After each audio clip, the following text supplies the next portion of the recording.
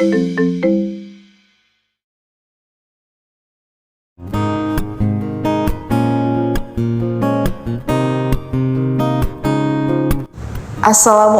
sahabat pemilih.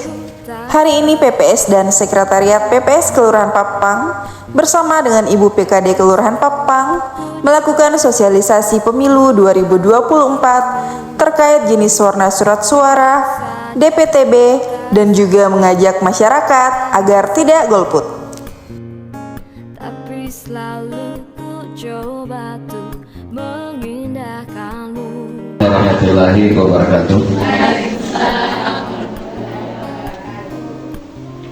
Alhamdulillah, pertama-tama yang kami hormati teman PPS juga Sekretariat PPS Kelurahan. Kami hormati pada seluruh pegawai kantor Kelurahan Papang. Menghitung hari saja, beberapa hari lagi kita sudah sampai di hari H atau pemungutan suara. Yang pertama kami sebutkan di sini ada beberapa poin. Yang pertama adalah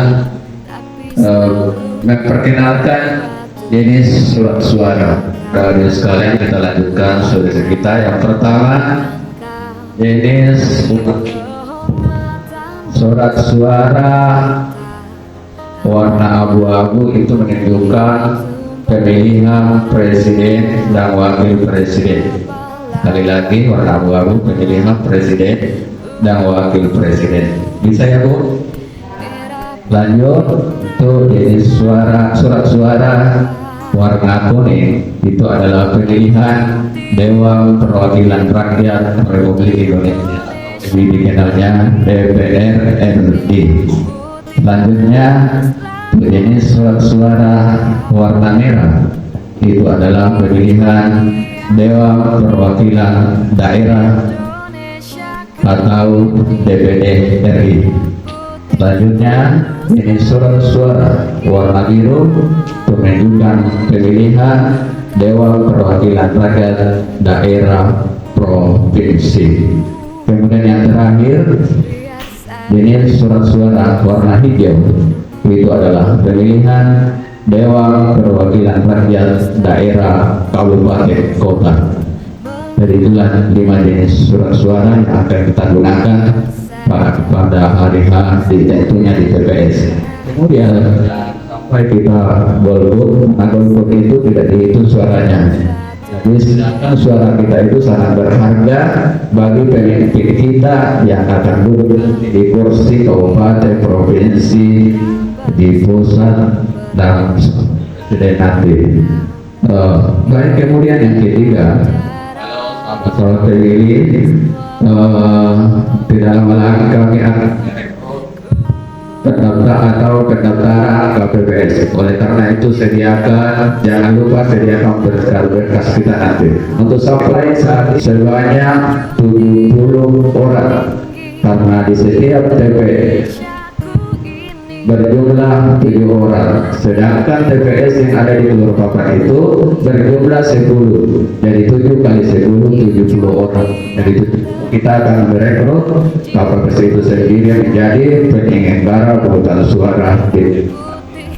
Kemudian poin yang keempat yang akan kami sampaikan, ini mungkin akan disampaikan oleh nah itu merupakan proksi beliau revisi data kami terkait dengan layanan pemilih atau DPT seperti apa yang namanya DPT sendiri. Jadi kami persilakan kepada tim Makani untuk menyampaikan layanan pemilih tersebut. Ya, terima kasih kesempatan yang diberikan. Pertama-tama yang terhormat dan beserta seluruh jajaran yang ada di Kelurahan Papang, dan saya langsung saja ya, karena acara sosialisasi pada hari ini tadi sudah disampaikan sama Ketua PPS Kelurahan Papang. Nah, di sini saya mau menambahkan bahwa sampai saat ini masih terbuka layanan pindah memilih ya. Jadi sampai saat ini kita masih menerima apabila ada pemilih yang tidak terdaftar dalam DPT, silahkan melapor ke Sekretariat PPS Kelurahan Papang. Nah, jadi kalau ada keluarga atau teman yang belum terdaftar namanya di DPT, kemudian tidak bisa mengakses atau mengecek DPT yang offline atau yang ditempel-tempel di setiap TPS, bisa namanya dicek di DPT online, ya. Silahkan cek Namata, dan jika Namata belum terdaftar di DPT, silahkan melapor ke PPS Kelurahan Papang. Ya, sekretariatnya itu ada di Kelurahan Papang. Nah, apabila ada keluarga yang belum terdaftar, silahkan datang ke PPS Kelurahan Papang dengan membawa berkas KK dan KTP elektronik, ya. Kemudian batas waktu DPTB itu sampai paling lambat satu minggu sebelum hari H, berarti 1 minggu sebelum tanggal 14 Februari 2024. Apa ada dari ibu-ibu PKK yang ada yang mau ditanyakan mengenai DPTB ataukah pendaftaran KPPS, karena sementara ini masih berlangsung pendaftaran KPPS, ya. Pendaftaran KPPS itu mulai minimal 17 tahun sampai 55 tahun. Saya mewakili bertanya. Yang pertama yang saya tanya, kira-kira persyaratannya untuk mendaftar KPPS itu apa? Karena tadi ini cuma secara garis besarnya saja, paling cuma tadi yang disebutkan usianya. Terus kan kita belum tahu domisili apakah menentukan juga, terus status pekerjaan apakah menentukan juga, mungkin nanti diperjelas. Terus yang kedua yang perlu diperjelas juga bahwa kan beberapa masyarakat ini tidak semuanya tahu dan paham terkait dengan mekanisme nanti pada saat memilih. Jadi bagaimana kira-kira kalau yang tidak ada surat panggilannya, dia harus seperti apa? Nah, sudah memenuhi syarat untuk memilih. Jadi kira-kira seperti apa? Apakah cuma sebagai pemilih tambahan atau seperti apa? Kan bisa dibedakan itu. Misalnya tidak berada di tempat itu hari, kemudian pada saat Bang Tarli mendata, apakah dia merantau atau lagi tidak berada di tempat dan sebagainya. Jadi kalau tidak ada surat panggilannya, kira-kira apa yang dia pakai? Terus tidak ada juga KTP-nya. Nah, bagaimana kira-kira itu? Bisa mungkin diperjelas. Dan terakhir, jadi masih banyak yang masyarakat ini yang bingung. Kira-kira kalau dia berdomisili di Makassar contoh, dia mau memilih di sini, kira-kira seperti apa mekanismenya? Terus apakah proses perpindahannya itu, perpindahan memilih, harus melalui komunitas atau seperti apa? Jadi itu saja yang perlu sampaikan. Mudah-mudahan bisa diperjelas nanti. Terima kasih. Saya menjawab pertanyaan dari Pak Lurah. Pertanyaan itu mungkin mewakili dari semua ibu-ibu yang hadir saat ini, ya. Ya, persyaratan untuk pendaftaran KPPS itu yang pertama itu usianya minimal 17 tahun dan maksimal 55 tahun. Yang kedua itu adalah dia warga negara Indonesia atau WNI. Kemudian yang ketiga, dia berdomisili di mana dia ingin mendaftar KPPS, ya. Terus dia minimal ijazah itu ijazah SMA atau sederajat. Kemudian ada persyaratan tambahan karena pemilu yang lalu itu tidak menjadi persyaratan, tapi pemilu kali ini itu sudah menjadi persyaratan, yaitu pendaftar KPPS tersebut itu dia bisa mengoperasikan Android, ya. Kemudian naik layanan pindah memilih.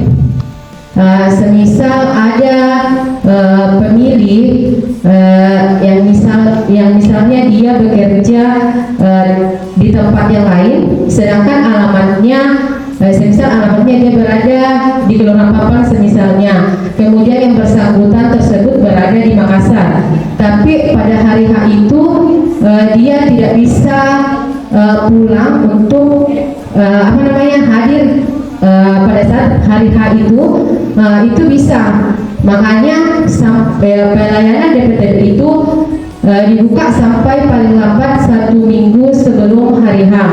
Jadi pemilih tersebut yang berada di Makassar bisa melapor ke PPS setempat dengan membawa administrasi, misalnya KK. Kalaupun dia tidak mau, kakaknya itu tidak mau dipindahkan atau pindah domisili, bisa. Tapi batas surat suara itu yang dia dapat cuma presiden dan wakil presiden. Kalau Makassar, kalau dia sudah beda provinsi, ya. Kemudian apabila dia mau mendapat surat suara lengkap, maksudnya surat suara 5 surat suara, dia harus pindah domisili. Artinya kelengkapan administrasi itu harus beralamat di tempat di mana dia harus memilih. Karena nanti itu pemilih ada 3 jenis, ya. Yang pertama pemilih DPT atau pemilih yang sudah ada di daftar pemilih tetap. Kemudian pemilih DPTB, daftar pemilih tambahan. Kemudian ada juga yang namanya DPK, ya. Tapi sekarang ini tahapan DPK belum masuk. Nanti mungkin bulan Januari DPK itu sudah terbuka, ya. Untuk DPK itu sendiri maksudnya dia benar-benar belum terdaftar dalam daftar pemilih. Semisal kita cek minta di DPT online, kemudian muncul di situ bahwa nik tersebut tidak ditemukan atau tidak terdaftar. Nah, itu baru bisa dimasukkan ke DPK, ya.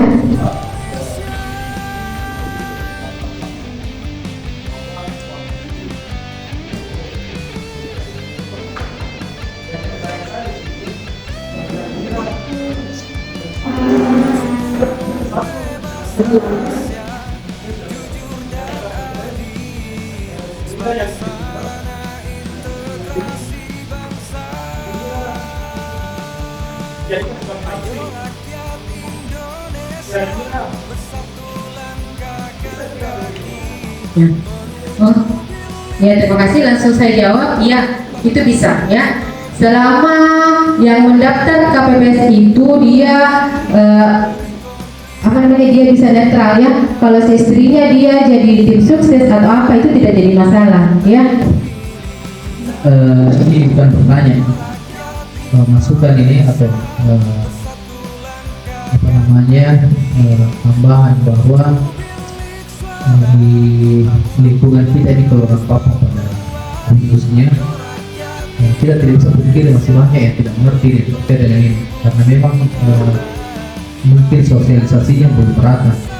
Jadi saya minta ini ke PPS dan sekretariat lebih dimasifkan kembali sosialisasi kegiatan apapun, karena memang banyak yang tidak mengerti dan tidak paham ini terkait dengan proses pindah memilih, kemudian persyaratan apa yang harus dilengkapi kalau misalnya mesti daftar KPPS dan segala macam. Jadi kalau ada kegiatan-kegiatan kemasyarakatan, sisihkan ini sudah tidak lama lagi, kurang lebih ya 2 bulan kurang lah kita akan memasuki pemilihan legislatif dan presiden, dan ini waktu yang tidak lama ini. Antisipasi sosialisasi, karena ini memang tugas kita PPS untuk berikan informasi kepada masyarakat secara merata dan berkesinambungan, di samping juga ya melalui media sosial. Oke, berarti share, kemudian update status informasi terbaru, biar kita sudah share hari ini, nanti bosan biasa lagi share, biar orang yang baca itu bosan sendiri bacanya, karena tidak bisa dijamin. Kita sudah share informasinya hari ini, sudah ditahu orang, bisa jadi besok kita share kembali orang yang beda yang baca itu informasi. Jadi jangan pernah bosan untuk sosialisasi ini, baik melalui media sosial maupun dengan kegiatan-kegiatan langsung di lapangan. Karena dengan penyebaran informasi ini sebenarnya lebih sibuk di awalnya, tapi akan santai di belakang, karena kalau sudah tersebar informasi ini kita tidak perlu lagi menjawab ataupun memberikan penjelasan lagi, karena orang sudah tahu. Biar bukan kita jelaskan, tetangganya misalnya, keluarganya sudah tahu. Jadi itu mungkin yang penting saya sampaikan untuk PPS sebagai masukan. Terima kasih.